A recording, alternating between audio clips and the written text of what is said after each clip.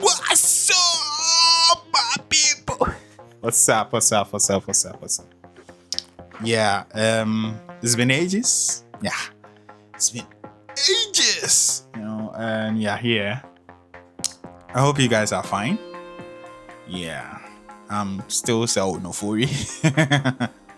Yeah, my name is Sel Nofuri, and I'm schooling here at Minnesota State University. And yeah, the semester is over. The fall semester is over. Hooray! To find the character. How do you lose yourself to find the character? Right? 7,000. Let's just say 7,000. So 2 semesters would be like 14,000. Boy, minis ask Kanu. They're close to 30 students. And they were fire, and these students are from different departments, and they come, they take your course. I think they call it a go area or something like that. So they take your course, hoping that they can make it and add the A's to their courses. So when they come, they are fresh from other departments. Then they come to your department, they take your course, then you just teach them. So I had like 30 students from different backgrounds, different, It's so exciting because you get to know different people, how they think, and the questions they ask, it puts you on your toes and all that. So when there is a new semester, how your scholarship status, is grad school, teaching, or if it's, you working at the department, I'll go into it. And finally, I know there's also part of, teaching assistantship. Stick and stay. When we come back, these 4 things will be elaborated more, okay?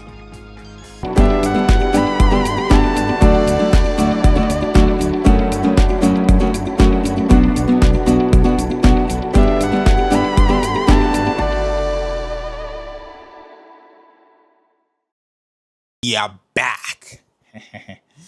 All right. So first things first, I'll talk about how the semester started. So we started by registering our courses. So when the semester starts, you register, your course. So, and even before that, when you're on vacation, because this was like a long vacation, summer vacation, so it was very long. So during the summer vacation, you can even register your courses. Okay, so you register your courses, you make sure you have to register, it should be fast, or else the class that you're registering for, maybe your lecturer will tell you that the class is full, so you need to register on time. Okay, so you register all your courses and you get ready for classes. Yep. So that's it for the first one. A lot of things goes into it, but a lot of things, go into it, but I'll just keep it. I'll skip it. Yeah. And I know that you're interested in the scholarship part because, how your scholarship situation be when there is a new semester. When there is a new semester, your scholarship situation is somehow, shaky. Shaky in the sense that if you had a scholarship, or if you have a scholarship before you came to the school, make sure that you maintain, the GPA. Okay, even with that, it depends on the department that you find yourself. So in my department, you need to make sure that you don't get a C or you don't fall below 3.0, or else they can take it from you. My scholarship is you renew it. So every year you renew your scholarship. So it's not like, yeah, you have it and that's it. Every year you need to renew it. So every year they'll look at your score, your grade, and they'll find out if you are still fit for it. Okay. If you still deserve it, then they will give it back to you. If you don't deserve it, they'll take it back. So God being so good, I was still, enlisted, and I was part of the few. So I enjoyed it. And even at my department, we have a list of all the grad students. Our names are there.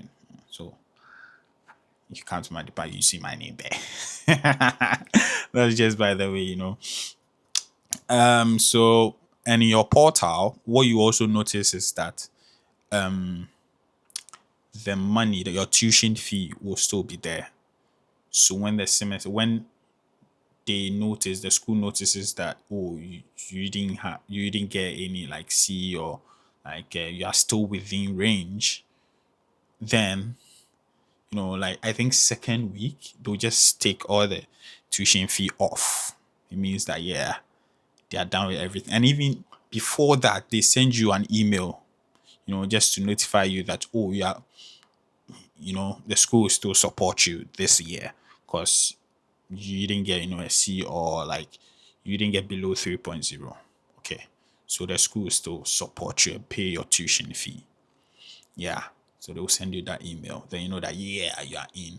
So I think when we started the first week, I was like, I can see my tuition fees. Won't they take it? They need to scrap it.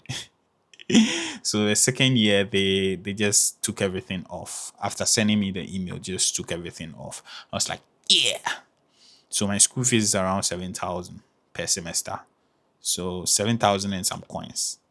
So let's just say 7,000. Yeah, 7,000. Let's just say 7,000.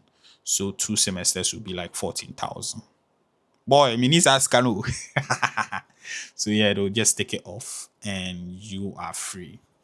Then you can just do what you have to do as a grad student.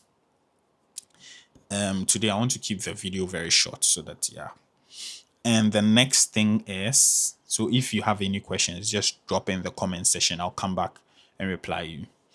And teaching grad work. So for me, my department, I'm with the performing art department. So in my department, I work at the costume shop for 10 hours.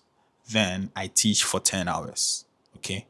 So the teaching, it's not like it should be like 10 hours, but you have departments. Where other departments, they have their own thing where with some people they don't even teach, they do research. So it depends on your department. If you find your way, or if you find yourself at maybe a different department, you have other jobs to do. And mind you, before you get the scholarship or the graduate assistantship, your job will be details. You get the details of your job you know on your sheets. Like they give you a certain, I've forgotten the name, but before like you come to the school, like offer letter, yeah, that's the name. So on your offer letter, they tell you the amounts that you are, like they'll cover for you as tuition. you know so for me, they covered my all my tuition, and they'll give me monthly stipend, you know and I'm good. Yeah. So when I do all these things, like work 20 hours, I'm privy, I cover, like I enjoy all these things. Yep. So that's it. So I'll work at the costume shop and teach. And this semester I had, yeah, close to 30 students. And they were fire, and these students are from different departments, and they come, they take your course. I think they call it a go area or something like that. So they take your course, hoping that they can, make it and add the A's to their courses. So when they come, they are fresh from other departments. Then they come to your department, they take your course, then you just teach them.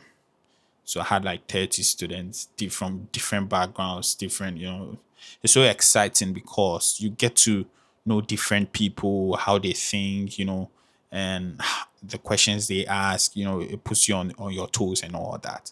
So it's a nice experience when you're teaching. Mind you, when I didn't have any knowledge about teaching before I came here, I learned everything here. Go to my previous video. Maybe I'll put it somewhere here. Previous video. Okay. And I was talking about, graduate assistantship and how all of a sudden, like when I came first semester, I said, "So go and teach," those things. Yeah, I I'll put the video at the top here so that you can just watch it and tell me what you think. Yeah. So yeah, you just have to start teaching. You have to program your mind. So maybe my next video I'll teach you, or I'll talk about how I managed to be better before I started teaching. My personal things that I did. Like I worked on myself before I started teaching, right? So maybe I'll do that. Um so yeah, so that will be you teach. I'll be at the costume shop. So two things, I do these two things and it should be like 20 hours and you're done. So aside going to class and studying for your classes, you have to teach too.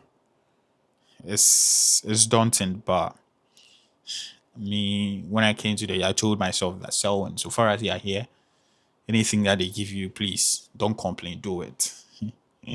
So I'm goal oriented, like solution oriented. So when it's given to me, I make sure it's done. No excuses. Yeah. And my lecture, I did one lecture, with the classes, with my class, where, I have undergrads in my class and other graduate students in my class. So it got to a time that we were told to teach our class. So yeah. So aside you teaching, you teach your class too sometimes. Yeah. Give you a topic. So in my case, it was like an acting technique where I had to sit with the class and lecture them. I did this with a friend, a colleague. So two people in a group. They paired us and we did that. I think that was like I enjoyed it. I enjoyed it because this was like the first time that I'm teaching, my class. Even though in my previous like other semesters, I think first semester I was teaching, my class too, but that was like a group discussion. So, but this one was like a lecture where I had to, project slides and do my own thing, with my partner.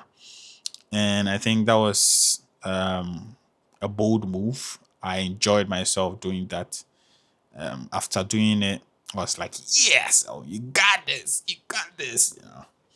because I did it in such a way that, oh, you see the video. I think I'll be, inserting the video in this particular video. I'll be inserting my teaching skills, what I did, standing in front of the class and teaching. I'll be inserting it in so you can just follow. Yeah, I was just doing my own thing, and there is this thing that I always tell people that when you come here, your Africanness, don't lose it. Don't lose that Africanness in you because you are coming here with the aspiration or with the thought or with the mindset that what you know in Africa, you are like an evangelist from Africa. So don't come here and feel like, oh, I'm not from Africa. That's what I tell people. Your identity, don't lose it. People come here, they feel like, yeah, I'm African, but let me Americanize. No, okay, you can Americanize, but don't lose your roots. Maybe that will be okay, because they need something from us. There is this lack of, this there is this gap where Africans need to fill. Okay, so you fill this gap with, the African stories or the African, narrative. Okay, and that will go a long way to make you authentic than to come here and feel like you're an American. Then you forgo all your, the things that you know in Africa and, feel like, yeah, you are part of them. No. You've not been here for long, so you still miss one or two things. So that's what me I capitalize on. So whenever I lecture or do anything, either you are speaking, Chi, Ga, any native language, mother tongue language, or any language from my mother tongue, or I'm giving them a story from Africa, authentic story from Africa, and I think that goes a long way for them to see that, oh, this guy, he's authentic. He loves his root and all that. Because you can't compete with them. You can't come here and say you're an American and all of a sudden, the things that they say or the things that they do, you want to feel like you're part of them. No, you will miss a lot of points because you're not here.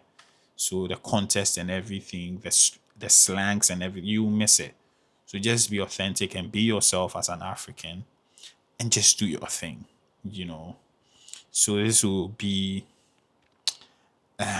the video that I'm giving you guys after going into hibernation. Yeah, but I'll not leave now.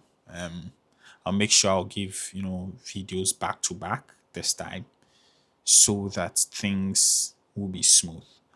And also, if you have any questions, just leave them in the comment section. If I need to do a whole YouTube, video about it, I'll do it. So just comment what you want me to talk about in our next video. I'll come back and do it. Okay. I'm with you. There's a family, so don't go. Stick and stay with me. But for now, I'll just say bye bye.